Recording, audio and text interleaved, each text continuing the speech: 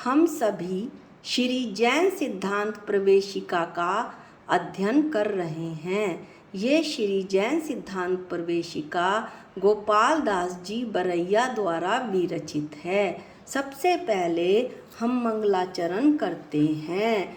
नत्वा जिनेन्द्रं गत्सर्वदोषं सर्वज्ञ देवं हितदेशिकं च श्री जैन सिद्धांत प्रवेशिकेयं विरचते सवल्पधियां हिताय।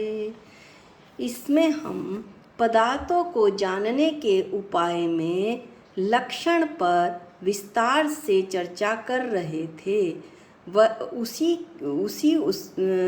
उसी का वर्णन करते हुए कल हमने लक्षण के दोष जाने थे कि लक्षण में कितने दोष होते हैं।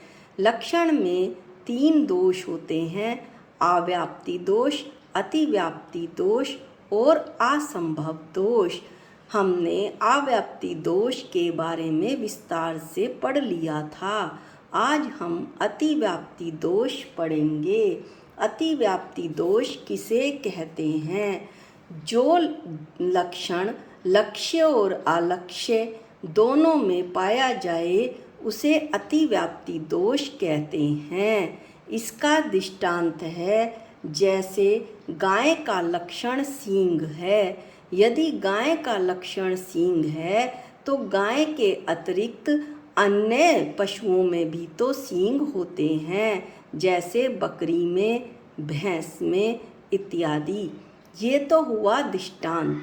अब हम दाष्टान्त देखते हैं और इसको हम आत्मा पे घटाते हैं। आत्मा अमूर्तिक है। आत्मा तो अमूर्तिक है, लेकिन धर्म अधर्म आकाश काल भी तो अमूर्तिक हैं। इस तरह से ये जो लक्षण है वो लक्ष्य से बाहर चला गया है,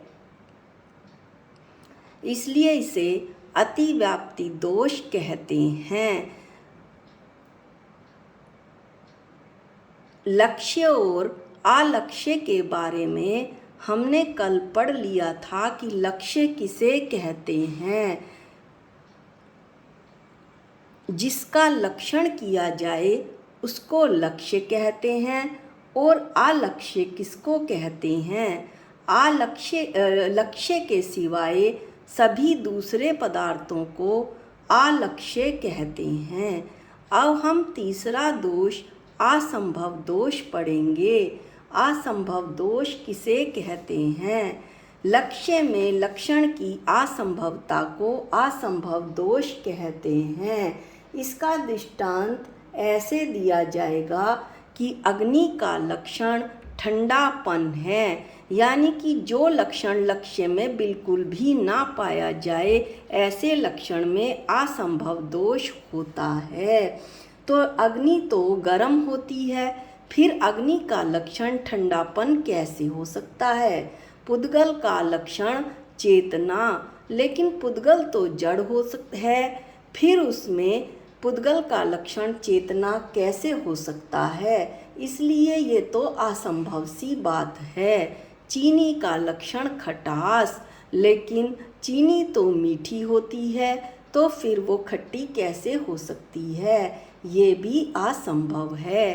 अब हम इन तीनों दोषों को एक डायग्राम के माध्यम से देखेंगे।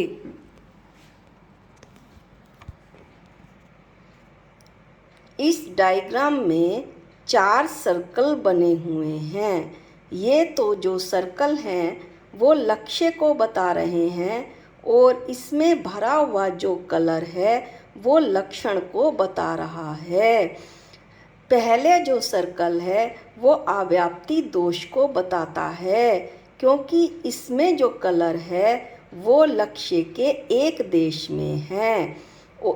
और अतिव्याप्ति दोष में दूसरा सर्कल आएगा, जहाँ पर जो कलर है वो सर्कल के बाहर निकला हुआ है।